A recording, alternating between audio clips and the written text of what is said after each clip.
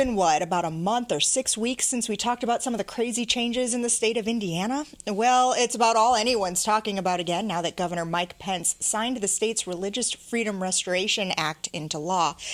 It makes it possible for businesses to refuse service based on a person's, quote, exercise of religion. People who support it say it protects religious freedom from religion, but those who don't say it legalizes discrimination, especially against LGBTQ individuals. ABC's George Stephanopoulos asked Pence about it on This Week this past Sunday morning. Sir, I'm just bringing up a message from one of your supporters. That was one of your supporters who was talking about the bill right there. It said it would protect a Christian florist who against any kind of punishment. Is that true or not?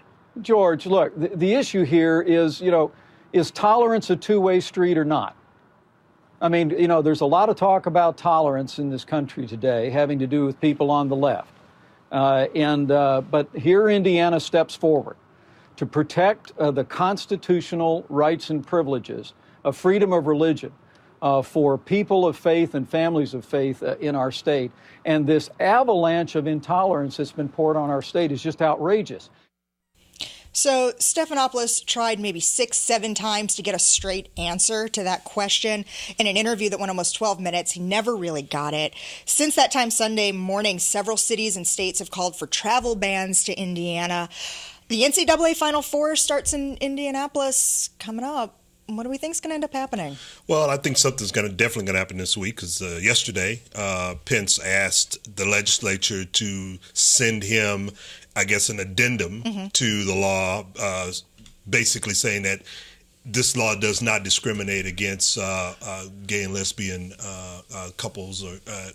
So, right now I think that the economic backlash that Indiana is facing has caused them to rethink whether or not they really want to do this, and now they're trying to put a Band-Aid on it. Meanwhile, Arkansas has passed a bill. It's going to be signed into law. Then they're going to face the same thing. Although, in fact, breaking news, the governor this morning said, Governor Hutchison in Arkansas said he's not signing that bill. So the economics have gotten to him now. Well, there was a lot of pressure from Walmart on that. In that news conference, Ernest, that you had mentioned that Mike Pence held yesterday, he blamed the media in a lot of regards, claiming that we hadn't done a good enough job, that the nuances of this bill now turned law weren't really well explained. I kind of take issue with that. What do you think? Well, I mean, I think that the predominant narrative of the media coverage has been with the concern about whether or not there would be discrimination if this law went into effect.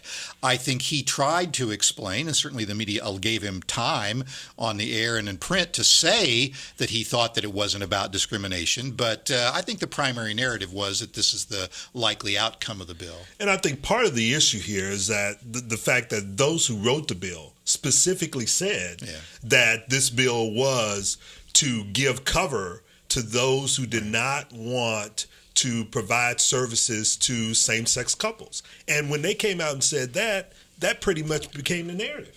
So to be able to try to backtrack on that without changing the law, it just makes no sense. I think there was a very interesting take that some in the media, including the Indianapolis Star, pointed out, and that's that it's true that the state could decide that it would trump that law and say you cannot discriminate against somebody, but the anti-discrimination laws in most of the states where this current law, this religious freedom law exists, does not cover people on sexual orientation, including in Indiana and including in Missouri, where we also have a freedom of religion bill or law in place. There are some states like Illinois that have both the freedom of religion bill and protections against discrimination.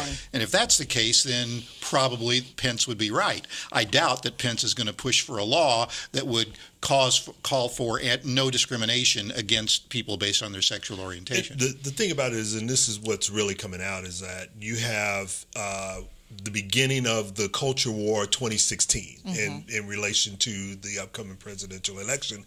And you're going to have Republicans who are going to have to take a stand on these things. And if these laws can be placed in certain states that meet the criteria that Mike just stipulated, then they're going to have to come out either saying yes, they're for it, or yes, they're against it. And that puts them in a box, which, as we all know, it was the same thing that happened to Romney. He got placed in a box, and then when you get the nomination and you go national, it becomes a crutch, or it can become a crutch. And when these state governors are trying to say or use the federal government as cover, they point out, well, a law was passed in 1993 and President Bill Clinton signed it with language very much like this. 1993 was a very different place when it comes to protecting people's rights through sexual orientation than it is now.